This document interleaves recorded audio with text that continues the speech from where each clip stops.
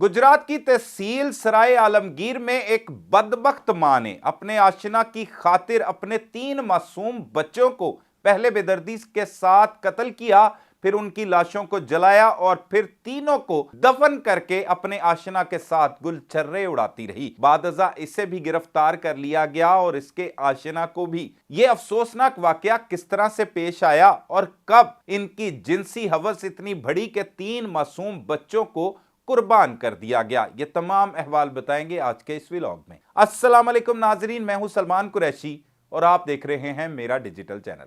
नाजरीन, ये तफसीलात बताते हुए दिल खून के आंसू रो रहा है, जहां औलाद की नेमत से महरूम लाखों लोग जो है वो बारहा ये दरख्वास्तें करते हुए दिखाई देते हैं अल्लाह पाक की बारगाह में कि उनको साहिब औलाद किया जाए। लेकिन ऐसी बदबख्त माएँ भी इस मुआशरे में मौजूद है जो अपने बच्चों को अपनी जिनसी हवस के लिए कुर्बान करने से भी गुरेज नहीं करती। यह कोई पहला वाकया नहीं, लेकिन यह इंतहाई अफसोसनाक वाकया है। चांद जैसे 3 बच्चों को बेदर्दी के साथ एक मां की जानिब से कत्ल कर देना, यह तो ऐसे ही लगता है कि जैसे क़यामत बहुत करीब है। इससे पहले भी इस तरह के वाकयात रिपोर्ट हो चुके हैं, जिसमें सियालकोट के इलाका में एक इसी तरह की सफाक मां ने जिनसी हवस की खातिर अपने 2 मासूम बच्चों को, जिसमें एक बेटी और बेटे को बेदर्दी के साथ कत्ल कर दिया था। वो नंबरदार के बेटे के साथ उसके नाजायज ताल्लुकात थे। बेटे ने उसे देख लिया था और उसके बाद उसने रास्ते से हटाने के लिए कब्रिस्तान में ले जाकर उन्हें ईंटों के पेदर पे वार करके संसार किया और फिर बादजा आकर बैन भी डालती रही। फिर पुलिस ने उसे गिरफ्तार कर लिया और इस तरह यह वाकया बेनकाब हुआ।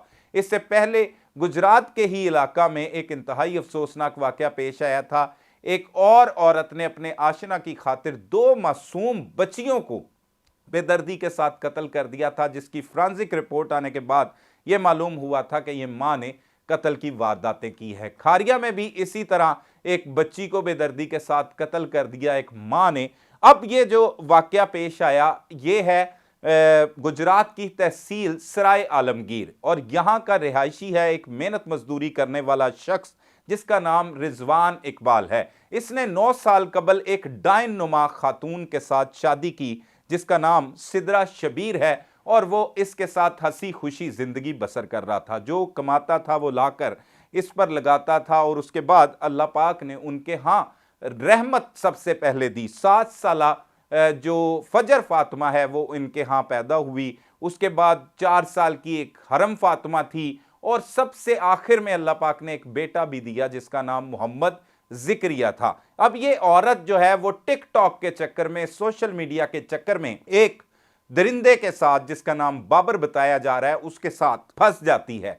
बाबर के साथ जब ये फंसती है तो फिर उसके साथ ये नाजायज ताल्लुकात इस्तवार कर लेती है, जो तफ्तीश में पता लगा, और फिर ये एक दूसरे से मिलना जुलना शुरू कर देते हैं। और जब इनकी जिनसी हवस बढ़ती है तो ये कहती है कि मैं तुमसे शादी करना चाहती हूं। बाबर कहता है जरूर तुम मेरे साथ शादी करो। ये जाती है, उसके साथ बच्चे होते हैं तो बाबर कहता है इनको मैं नहीं अपनाऊंगा, तुम इनको छोड़ के आओ। फिर बादशाह ये दोनों प्लान करते हैं, क्योंकि बच्चे छोटे होते हैं, मां को छोड़ते नहीं, कहते हैं हमें साथ लेके जाओ।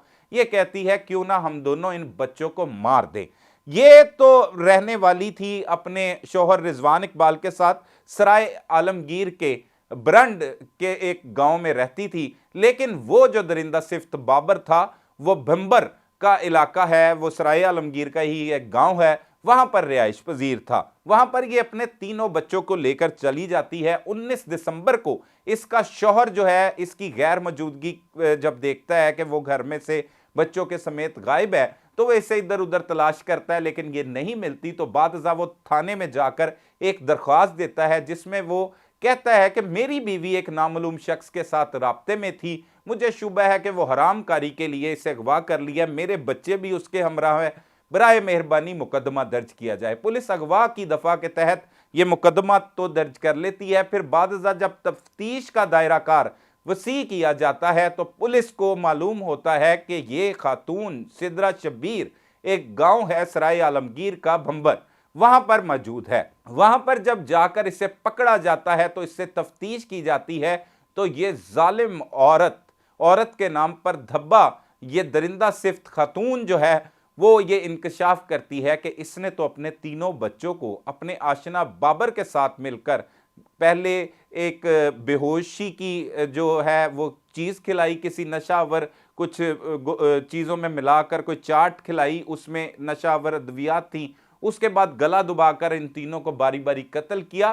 फिर ये सफाक औरत उनको जलाती रही, उनकी लाशों को नाकाबिले शनाख्त करके जलाया गया। जब ये कामयाब उसमें सही तरह से नहीं हो सकी, फिर इसने रेत को अपने आशिना के साथ मिलकर उसने कब्रें बनाई और इन तीनों मासूम फूल जैसे बच्चों को कब्र में उतार दिया और बादजा फिर ये रंग रलियां मनाते रहे। इससे क्या मालूम था कि ये पकड़ी जाएगी, फिर ये पकड़ी गई और फिर इसके साथी बाबर और इसकी निशानदही पर उन तीनों बच्चों की लाशों को पुलिस ने वहां से रेत में दबी हुई लाशों को निकालकर पोस्टमार्टम के लिए मुर्दा खाने मुंतकिल किया। और वो जो अगवा की एफआईआर थी उसमें 302 की दफ़ा को ऐड कर लिया गया है और अब रिजवान इकबाल जो मासूम बच्चों का बाप था, जो बदकिस्मत ही कहेंगे, जिसके साथ इतना बड़ा नाखुशगवार वाकया पेश आ गया, उसकी मुद्दत में इनके खिलाफ मुकदमा दर्ज कर लिया गया है।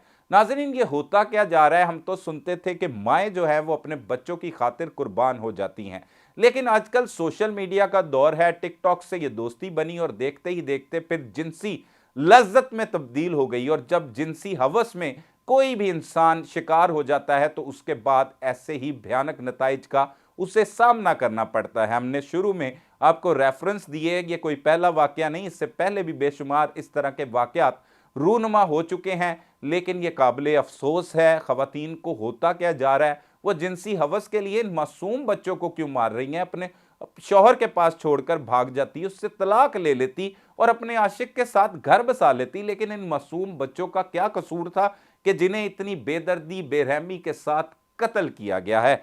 अब देखने की ये ज़रूरत है कि सोशल मीडिया का जहां पर लोग इस तरह का इस्तेमाल कर रहे हैं, ज़्यादातर लोग इसे नेगेटिव तौर पर ही इस्तेमाल कर रहे हैं। बहुत कम लोग हैं जो इसे पॉजिटिव तौर पर इस्तेमाल करते हैं और जो नेगेटिव इस्तेमाल करते हैं उसके ऐसे ही भयानक नताइज आते हैं अपनी ज़िंदगी में।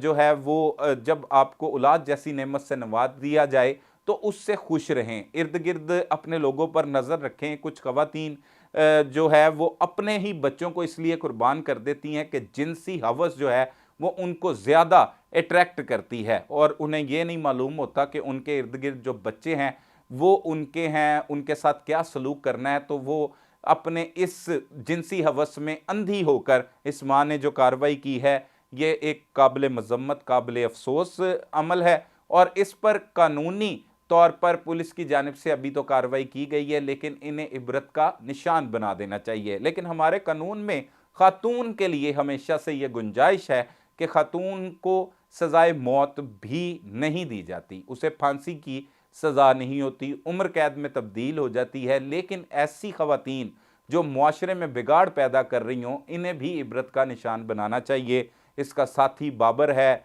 वो भी पुलिस ने पकड़ रखा है, वो इंकशाफात कर रहे हैं। इन्होंने एक घिनौना खेल खेल कर इन 3 मासूम बच्चों की ज़िंदगियाँ निगल लीं।